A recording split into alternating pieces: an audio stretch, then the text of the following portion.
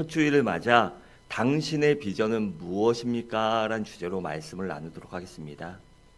여러분, 2025년 올 새해에는 여러분과 여러분들 가정 위에 그리스도의 사랑과 은혜와 축복이 가득 넘치시기를 주님의 이름으로 기원합니다. 여러분, 그렇다면 여러분들은 새해 소원이 무엇입니까?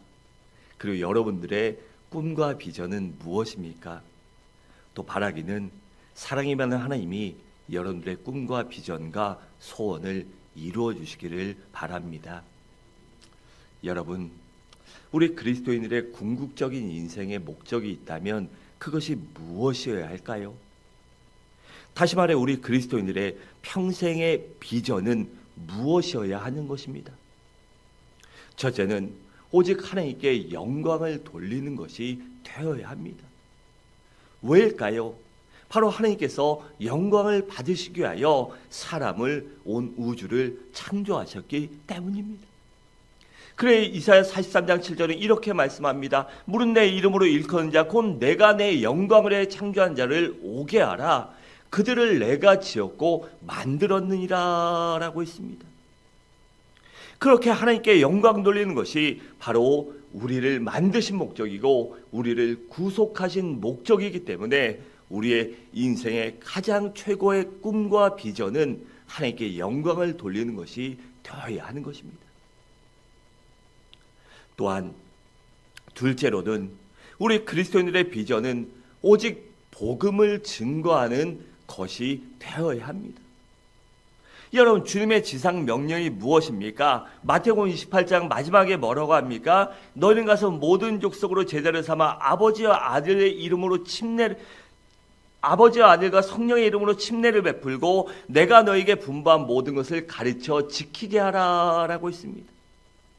그러나 바로 이 예수의 복음, 생명의 복음, 하나님의 말씀을 증거하고 가르쳐 지키게 하는 것, 그것이 바로 우리 그리스도인들의 두 번째 인생의 비전이 되어야 합니다.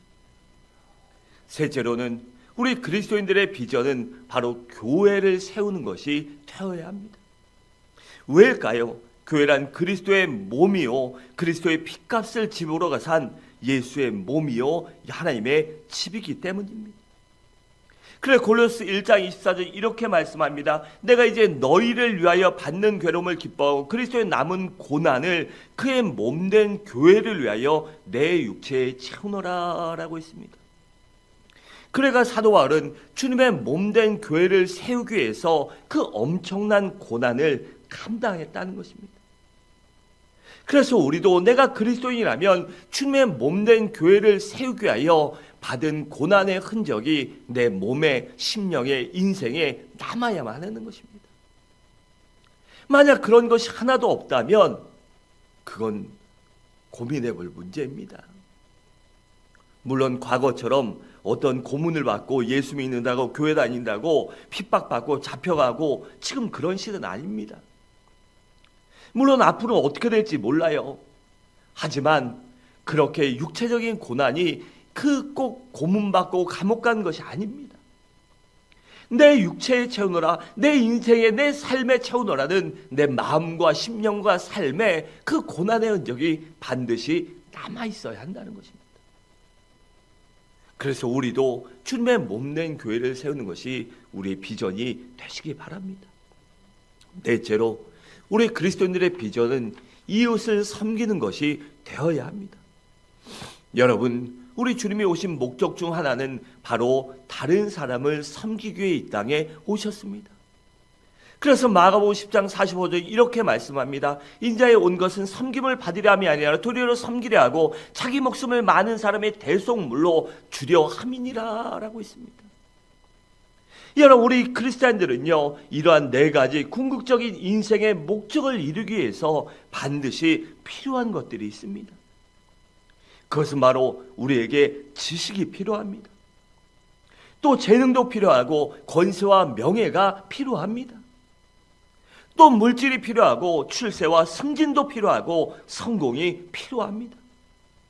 또한 축복이 필요하고 번영이 필요합니다. 근데 제가 뭐라고 그랬죠? 필요하다고 했습니다. 왜요? 우리의 인생의 그리스도인의 궁극적인 비전을, 그 꿈을 이루기 위해 필요한 것입니다. 그래서 그 꿈을 이루는 도구나 수단이 되어야지 그것이 목적이 되어서는 안 되는 것이에요. 여러분들의 자녀가, 여러분들의 가정이, 여러분들의 인생이 축복받고 번영하고 성공하고 승리하고 출세하고 권력 갖고 명예 얻은 이유가 무엇입니까? 잘 먹고 잘 살기 위해서가 아닙니다. 내 이름 내세우기가 아니라 그 모든 것들을 통하여 하나님께 영광 돌리기 위하여 하나님의 주신 그 비전을 이루기 위해서 우리에게 그러한 것이 필요한 것입니다. 그래서 우리가 내 자녀들을, 아니 우리 학생들, 우리 인생을 위해서 기도할 때 내가 꼭 성공하게 해주세요. 왜? 이유 갖고 필요합니다. 내가 하나님께 영광을 돌리기 위해서, 하나님의 영광을 나타내기 위하여, 주님의 몸된 교회를 세우기 위하여, 주님의 복음을 증거하기 위하여, 또한 세상의 많은 사람을 섬기기 위해서 내게 능력도 필요하고 재능도 지식도 물질도 권세도 명예도 출세도 승진도 필요하오니 하나님 허락하여 주십시오라고 그렇게 구해야만 하는 것입니다. 그럴 때 우리에게 주시는 것이에요. 또한 이러한 궁극적인 비전을 이루기 위해서 단기적인 비전도 필요합니다. 그것이 무엇일까요? 그러기 위해서 우리가 훌륭한 교육자가 되는 것입니다. 여러분, 이 나라가 망가진 이유가 무엇입니까? 바로 옛날 같은 선생님, 스승님이 없기 때문입니다. 그래서 우리 그리스도인들이 좋은 교육자가 되어야 해요. 훌륭한 교육자가 되어야 하고 훌륭한 정치인이 되어야 합니다. 그리고 또한 훌륭한 군인도 되어야 돼요. 그래야 나라가 이 모양 이 꼴이 나지 않는 것입니다. 또한 훌륭한 사업가가 되어야 되고 훌륭한 의료인이나 의사가 되어야 돼요. 또 훌륭한 예술인에 대해서 문화를 이끌어 나가야 합니다. 또 훌륭한 공무원이 돼서 사회 질서와 정의를 바르게 만들어 가야 돼요. 진짜 법대로 그 법을 지킬 줄 알아야 합니다. 또 훌륭한 스포츠맨이나 언론인이나 법조인이 되어야 합니다. 또 훌륭한 문학가나 훌륭한 사회사업가가 되는 것, 그것이 바로 우리의 단기적인 비전이 되어야 합니다. 그래야 바로 우리가 궁극적인 목적인 하나님께 영광을 누리며 예수의 복음을 증거하며 주님의 몸된 교회를 세우며 이웃을 섬기는 우리의 사명을 감당할 수 있기 때문입니다. 그렇다면 어떻게 해야 이 비전과 소원을 이룰 수 있을까요? 첫째로 하나님을 절대적으로 신뢰하고 의지해야 합니다. 왜일까요? 여러분, 우리의 꿈과 비전을 이루어 주신 분이 누구십니까? 바로 나의 아버지 하나님이십니다. 만군의 여호와 하나님만이 우리의 꿈과 비전을 이루어 주실 수 있습니다. 여러분, 무당 찾아간다고 꿈이나 이루어집니까? 여러분, 우리의 꿈과 비전을 이룰 수 있는 분은 바로 여호와 하나님 한 분밖에 없습니다. 그렇기 때문에 그분을 절대적으로 신뢰하고 의지해야 합니다. 여러분, 오늘 본문의 다니엘은 바로 그 누구보다도 하나님을 절대적으로 신뢰하고 의지하고 믿었던 사람입니다. 여러분, 다니엘은 15세쯤 15살쯤에 이스라엘 조국이 바벨론에 멸망하고 포로로 끌려갑니다. 그 중에 똘망똘망해 보여서 왕궁의 교육기관에서 교육을 받아요. 그런데 교육받으며 보니까 거기 나온 고기나 좋은 음식들은 다 이방신에게 제사드린 것이에요. 그것을 알고 다니엘은 내가 결단코 저 음식으로 저 이방에게 절한 것으로 하나님의 주신 몸을 더럽히지 않겠다라고 결단합니다. 여러분, 그 정도로 다니엘은요, 하나님을 절대적으로 신뢰하고 의지하고 믿었던 사람입니다. 그래서 다니엘 1장 8절은 이렇게 말씀합니다. 다니엘의 뜻을 정하여 왕의 진미와 그의 마시는 포도주로 자기를 더럽히지 아니하리라 하고 자기를 더럽히지 않게 하기를 환관장에게 구하니라고 했고, 9절에 보면 하나님이 다니엘로 환관장에게 은혜와 궁유를 얻게 하신지라라고 있습니다. 그리고 17절에 보면 하나님이 내 소년에게 지식을 얻게 하심에 모든 학문과 재주와 명철하게 하신 외에 다니엘은 또 모든 이상과 몽조를 깨달아 알더라라고 있습니다. 또 20절에 보면 왕이 그들에게 모든 것을 묻는 중에 그 지혜와 총명이 온 나라 박수와 술객보다 3배나 3배나 나은 줄 아니라라고 있습니다. 여러분, 그래서요, 다리오 왕이, 이 바벨론의 왕이 다니엘과 세 친구들을 젊은 나이에도 불구하고 고위 관료에 임명했던 것입니다. 그리고 바벨론이 멸망하고 들어선 바사 제국에서도 이 바사의 왕인 다리오 왕이 오늘 본문에 있는 것처럼 120명의 강요를 세우는데 그 도지사를 세우죠. 그런데 그 줄을 다스리는 3명의 총리를 두는데 거기에 수석 총리로 다니엘을 임명합니다. 다니엘은 그만큼 하나님을 믿었기에 하나님이 그를 사용하신 것입니다. 여러분, 그런데 이러니요, 그 본토의 이 본국의 사람들이 기분이 좋겠습니까? 여기에는 이 뭡니까? 이 바사 제국은 반정 왕조죠. 하루아침에 들어선 반정 왕조입니다. 우리나라 조선과 같은 반정 왕조예요. 그래서 거기에 이 개국하면서 이 바벨론의 이 고위 관료들, 귀족들이 일부가요, 그대로 넘어갑니다. 그러니 대대로 귀족이었고 대대로 잘 살고 대대로 거기에서 떵떵거리며 살던 사람들이 어디서 망해 날아온 포로 출신이 이 우두머리가 되니 그걸 견디겠습니까? 그래서 다니엘을 제거하기 위해 음모를 꾸밉니다. 그런데 다니엘이 얼마나 청렴결백하고 실력이 뛰어났는지 도저히 그를 털어서 먼지가 안 나니까 도저히 그를 해할 수 없는 것입니다. 뭔가 명분이 있고 건덕지가 있어야 하는 것이지 없으니까요, 안 되는 것입니다. 그래서 그들이 생각합니다. 저 다니엘은 도저히 털 수 없으니까 저 사람을 어떻게 하려면 저 갖고 있는 신앙을 이용하는 것밖에 없다. 그리고 다니엘을 유심히 살펴요. 그랬더니 다니엘이 하루에 3번씩 정해진 시간에 꼭 자기의 집에 이 골방에 가서 문을 열고 하나님 앞에 기도합니다. 그 사실을 알고 그거 가지고 다니엘을 죽이려고요, 왕에게 가서 뭐라고 합니까? 한 달 동안 왕의 다른 신에게 절하거나 기도하면 사자굴에 넣자고 합니다. 그 사실을 몰랐던 다리오 왕은 흔쾌히 승낙합니다. 이 눈치와 센스가 없는 사람인 걸 이 성경을 읽다 보면 다리오 왕이 눈치와 센스가 참 없는 사람인 것 같아요. 갑자기 와서 이런 얘기합니다. 기분 좋게 아부하고 막 가만히 있으라고 했겠죠. 그래 놨는데 이것들이 갑자기 와서 그러는데, 떼거지로 몰려와서 그러는데 거기다가 왕의 도장을 찍어서 이 법률을 절대 못 바꾸게 하자. 거기서 눈치챘어야 합니다. 이놈들이 뭔가 꿍꿍이가 있구나, 뭔가 논간을 부리는구나. 눈치와 센스가 없으니까 거기에서요 넘어갑니다. 그 도장 콱 찍어버리죠. 그런데 그 사실을 한 다니엘은 어떻게 합니까? 이 잡힐 걸, 죽을 걸 두려워하지 않고요, 하나님의 작정하고 선한 대로 하나님 앞에 내가 어떻게 인생을 살겠다, 하나님 앞에 이렇게 기도하겠다 다짐한 대로 자기의 집에 가서 천에 가는 대로 하루 3번씩 예루살렘을 향하여 창문을 열고 기도합니다. 그 모습을 기다린 정적들은 이때다 하고 바로 다니엘을 고발합니다. 그래서 다니엘이 사자굴에 들어가게 되죠. 이 다리오 왕이 눈치와 센스가 없었다는 게 그러고 나서 아차합니다. 이것들이 다니엘을 잡으려고 그랬구나. 그럼 어떡합니까? 식음을 전폐하고 다니엘아 밤새 저녁에 가서 사자굴에서 울다가 지 숙소에 와서 왕의 침실에 와서 밤새 한 잔도 못하고 새벽에 다 뜨자마자 뛰어나가서 다니엘아 살아계신 너의 하나님이 너를 살려주셨길 원하노라라고 그렇게 합니다. 그렇게 다니엘을 아끼고 사랑하고 그가 옆에 있었으면 했으면 눈치와 센스도 챙겼어야죠. 못 그럽니다.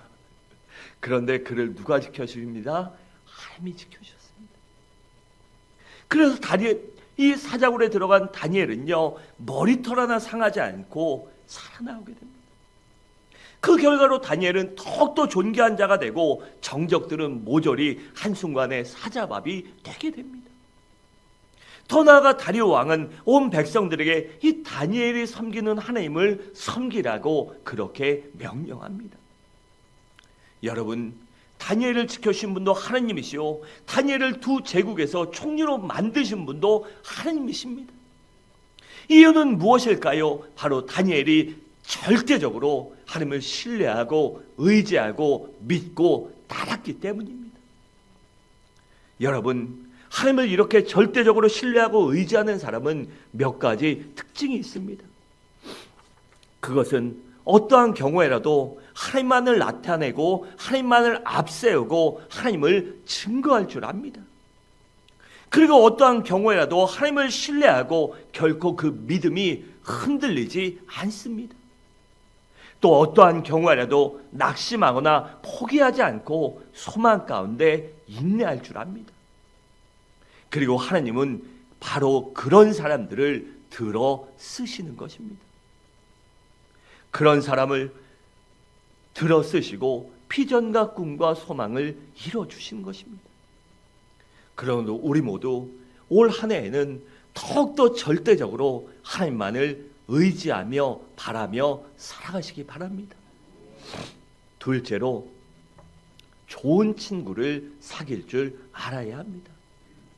여러분, 다니엘이 훌륭한 정치가요 행정가로 출세할 수 있었던 이유 중 하나는 바로 그의 곁에 좋은 친구들이 있었기 때문입니다. 그 친구들의 이름이 무엇이죠? 사드락과 메삭과 아벳느고였습니다. 여러분, 그들은 다니엘과 함께 어려서부터 신앙의 용사들로 같이 이 제사 드린 음식도 거부한 사람들입니다. 그렇게 다니엘과 함께 왕궁 학교에서부터 함께 마음을 같이 하고 뜻을 같이 하고 믿음을 같이 하며 문제와 사건이 있을 때마다 함께 도구기도 하고 함께 말씀으로 부르짖었던 사람들이에요. 그 결과 하나님께서는 다니엘뿐 아니라 그 세 친구들도 바벨론의 도지사로 세워주셨습니다. 여러분, 다니엘 3장을 보면 어느 날 바벨론 왕이 신상을 만들고 낙성식을 하며 모든 관료들에게 절을 하라고 합니다. 만약 절하지 않으면 불못불 속에 넣어 죽이겠다고 해요. 그럼에도 불구하고 다니엘의 세 친구들은 끝까지 왕의 명령을 거부하며 왕이여, 우리는 결코 우상에게 절할 수 없습니다. 왕이 우리를 풀무불 속에 넣어도 하나님께서 우리를 건져내실 것입니다. 그렇지 않고 만에 하나 불에 타 죽을지라도 결코 절하지 않겠습니다. 우리는 어떠한 상황과 환경에 있어도 내가 갖고 있는 나를 구원하신 하나님에 대한 믿음과 신앙의 지조를 반드시 지킬 것입니다라고 그렇게 고백합니다. 여러분, 이 얼마나 철두철미한 신앙의 절개입니까? 바란데 우리의 자라나는 우리의 자녀들도, 우리 모든 성도님들도 이러한 신앙의 절개를, 신앙의 지조를 가지시기 바랍니다. 그런데 불 속에 누가 나타납니까? 하나님의 사자가 나타나서 그들을 지켜주셔서 그들 머리털 하나 상하지 않고 불 속에서 살아났습니다. 이 사건 때문에 전화위복이 되어 더욱더 그들은 왕의 신임을 얻고 온 백성에게 왕이 사드락과 메삭과 아벳느고가 섬기는 하나님을 섬기라고 그렇게 명령했습니다. 여러분, 친구를 보면 그 사람의 됨됨이를 할 수 있습니다. 여러분, 다니엘은 좋은 친구를 사귀었기 때문에 4명 모두 위대하게 쓰임받고 성공하고 출세할 수 있었던 것입니다. 여러분, 우리들도 성공하고 출세하려면, 또 꿈과 비전과 소원을 이루려면 친구를 잘 사귀어야 합니다. 여러분, 과거에 영국에서 이 식민지 쟁탈전이 일어나는 그때입니다. 그때는 힘과 권력과 총칼이 지배하던 시대죠. 그때 어느 부대 지휘관이 점령지에서 점령하고서, 점령지 주둔 지휘관이죠, 친구와 함께 어떤 부흥회에 참석을 합니다. 그리고 설교를 듣고 예배 시간에 은혜 받고 있는데, 그때 목사님이 은혜 받은 사람, 이제 주님을 믿고 믿음으로 살기로 결단한 사람은 결단서를 써 내십시오. 그렇게 얘기를 해요. 그 말을 그 군대 지휘관이 마음에 찔림이 있어서, 내가 써내야 되겠다. 이제부터는 조금 더 하나님의 믿음대로 살아야 되겠다라고 결단하고 살려고 하는데, 그 옆에 된 친구가 이럽니다. 야, 너무 성급한 거 아니냐? 조금 더 들어봐라. 내일은 무슨 소리 할지 모른다. 이래놓고 내일 돈 내라 그러면 어떡하냐. 이래놓고 내일 뭐 하라고 어떡하냐. 그러고 친구를 유혹합니다. 그래서 그 지휘관은요, 그 말을 듣고 그래, 그럼 며칠 조금 더 생각해보자. 그리고 그 예배 장소를 예배를 마치고 나왔어요. 그런데 이 식민지 주둔 점령관 사령관이다 보니 적이 많잖아요. 우리나라도 과거에 일본이 우리나라를 식민 지배할 때 원수 같았잖아요. 그래서 어떤 청년이 그를 총으로 쏴서 죽입니다. 여러분, 그래서 그 지휘관은요, 더 이상 결심 카드로 쓸 수 없고 다시 한번 믿음으로 결단하고 살 수 있는 기회를 잃어버린 것입니다. 그러니까 그 지휘관은 친구를 절대적으로 잘못 사귄 것입니다. 만약 그때라도 그 친구가 그래, 우리 함께 이제 믿음으로 살아보자. 우리가 여기 이렇게 있지만 그래도 하나님의 말씀대로 너무 악하게 못되게 굴지 말고 여기 있는 사람들을 돌봐가면서 좋은 지휘관이 되자. 그럼 목사님하고 상담하고 탁 가서 기도받고 나왔으면요, 총 안 맞아 죽었을 것입니다. 이건 제 생각이에요.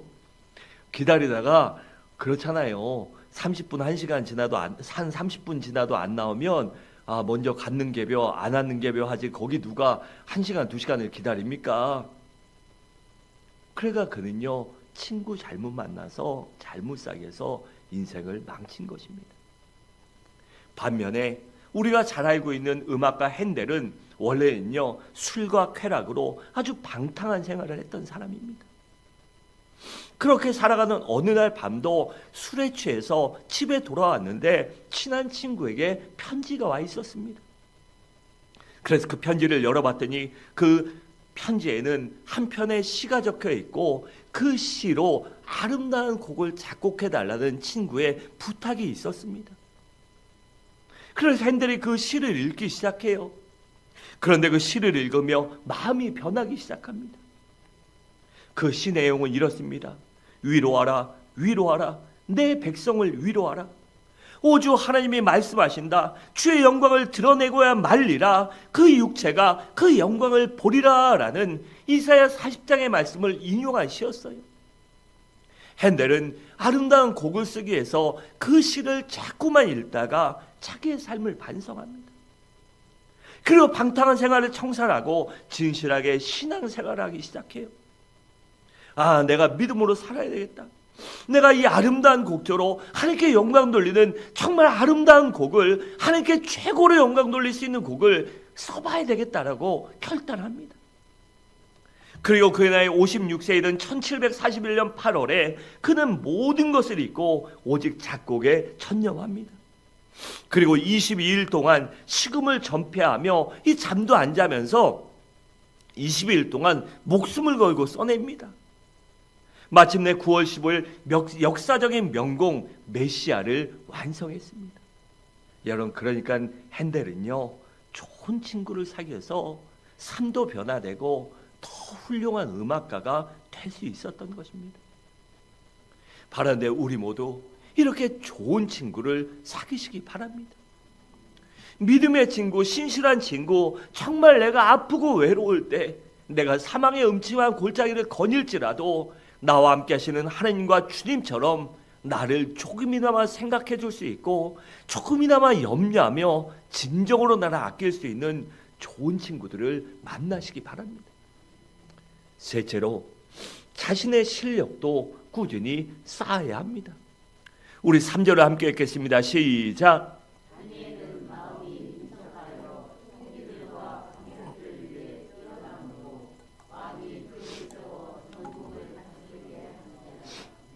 아멘. 여러분, 다니엘이 만약에요, 꾸준히 실력을 쌓지 않았다면 어떻게 남의 나라에서 총리를 2번씩이나 하겠습니까? 이 왕조가 바뀌는데 어떻게 이 총리를 할 수 있겠습니까? 여러분, 요셉을 보세요. 요셉도 마찬가지 아닙니까? 어떻게 애굽의 노예와 죄수의 한 나라의 총리가 될 수 있었을까요? 그런 수십 년 동안이나 그 총리직을 잘 수행할 수 있었을까요? 이것이 단순히 하나님의 은혜만일까요? 아니면 단순히 우연일까요? 아닙니다. 물론 하나님의 은혜에는 틀림없지만 그건 못지않게 요셉이 꾸준히 실력을 쌓았기 때문에 수십 년 동안 총리를 지낼 수 있었던 것입니다. 여러분, 그래서 우리도 비전과 꿈을 이루기 위해서라면 끊임없이 실력을 쌓아야 합니다. 자기 분야에서 자기의 영역을 구축할 때까지 자기의 어느 정도의 이 기틀을 마련하고 자기의 성을 쌓을 때까지는요, 열심히 노력해야 합니다. 그러기 위해서는 피와 땀과 눈물을 흘려야만 합니다. 여러분, 비전의 사람이 되기 원하십니까? 그렇다면 꾸준히 실력을 쌓으시기 바랍니다. 땀도 흘리고 눈물도 흘리고 정말 피땀 눈물을 흘리며 실력을 쌓음으로 반드시 하나님이 승리케 해주시는 우리 모든 성도님들과 여러분의 가정이 되시기 바랍니다. 넷째로, 성실하게 매사에 최선을 다해야 합니다. 4절이 이렇게 말합니다. 이에 총리들과 방백들이 국사에 대하여 고소할 틈을 얻고자 했으나 아무 틈 아무 허물을 얻지 못하였으니 이는 그가 충성되어 아무 그릇함도 없고 아무 허물도 없었습니다 라고 했습니다. 여러분, 다니엘이 그냥 총리가 된 것이 아닙니다. 그 누구보다 그는 성실한 사람이었어요.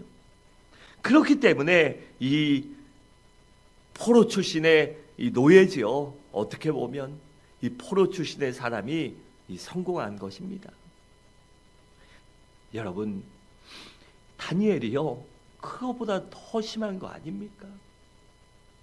이 포로 출신이었던 친구가 이 총리, 수석 총리가 될 수 있었던 것은 단순히 은혜와 그냥 우연이 아닙니다. 그가 그만큼 성실하게 최선을 다해서 살았기 때문입니다. 자기의 처한 상황과 환경에서 최선을 다해 열심히 실력을 쌓았고 열심히 살았기 때문이에요.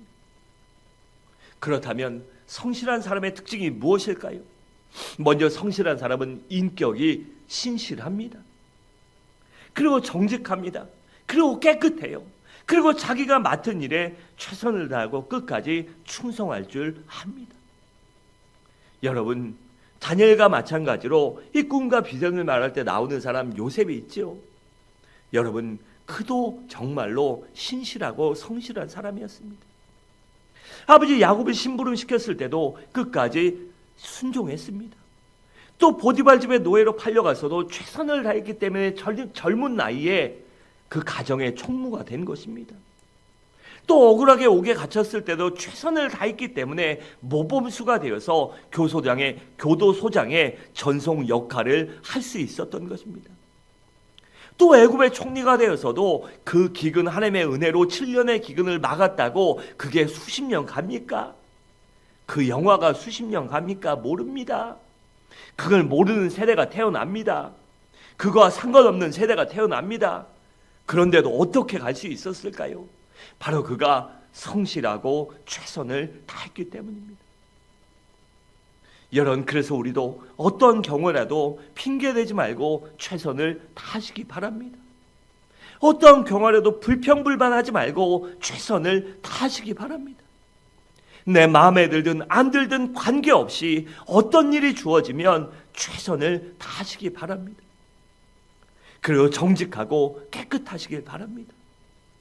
그럼 반드시 하나님께서 소원을 들어주시고 하나님의 때가 되면 우리의 비전을 이루어 주실 것입니다. 마지막으로 시련과 장애물을 비전의 사닥다리로 삼아야 합니다.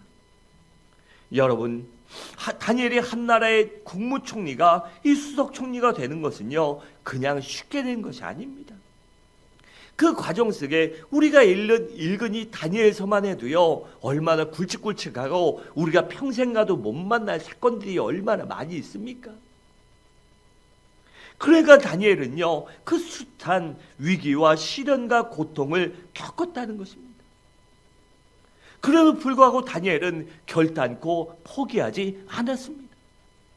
오히려 시련과 역경과 장애물을 비전을 이루는 사닥다리로 삼고 그것을 사닥다리로 여기고 한 가지 한 계단 밟고 올라왔기 때문에 그가 총리가 될 수 있었던 것입니다. 여러분, 요셉도 보세요. 그가 어느 날 한순간 애굽의 국무총리가 된 것이 아닙니다. 물론 한순간 하나님의 은혜로 바로왕에게 하나님이 꿈을 주시고 그 기근에 대한 꿈을 주시고 이 바로왕이 꿈을 잊지 못하게 한 것도 하나님이십니다. 그런 꿈 해몽을 하게 한 게 하나님이죠. 그래서 그것으로 그가 국무총리가 됐지만 그가 그렇게 돼서 수행할 수 있었던 것은 바로 그가 그 단계까지 올라가는데 숱한 시련과 역경과 장애물들을 잘 이겨냈기 때문입니다. 여러분, 요셉은요, 그런 시련과 장애물을 만날 때마다 결코 실망하거나 두려워하거나 원망하거나 자포자기하지 않았습니다. 오히려 그것을 사닥다리 삼아 한 가지씩 해결하며 차근차근 밟고 올라갔습니다. 거기서 할 수 있는 것을 해가며 내가 이것은 하겠다, 할 수 있는 거 더 좋게 만들겠다, 더 나아지게 만들겠다, 그러한 마음과 생각을 갖고 최선을 다했기 때문에 가정에서도 감옥에서도 또 왕궁에서도 그가 승리하고 롱런할 수 있었던 것입니다. 그래서 그의 꿈과 비전이 이루어진 것입니다. 여러분, 우리 모두 시련과 역경이 올지라도 놀라지 마시기 바랍니다. 그리고 또한 그런 상황 속에서 두려워하지 말고 포기하지 마시기 바랍니다. 그것을 긍정적으로 생각하고 긍정적으로 받아들여서 담대하게 한 가지씩 해결해 나가시기 바랍니다. 사다리를 한 계단 한 계단씩 차근차근 올라가고 해결해 나가십시오. 그럼 반드시 때가 되면 정상에 올라서게 될 것입니다. 꿈이 이루어지고 비전이 이루어지고 소원이 성취될 것입니다. 사랑하는 성도 여러분, 말씀을 마치도록 하겠습니다. 우리 모두 하나님만을 절대적으로 신뢰하고 의지하시기 바랍니다.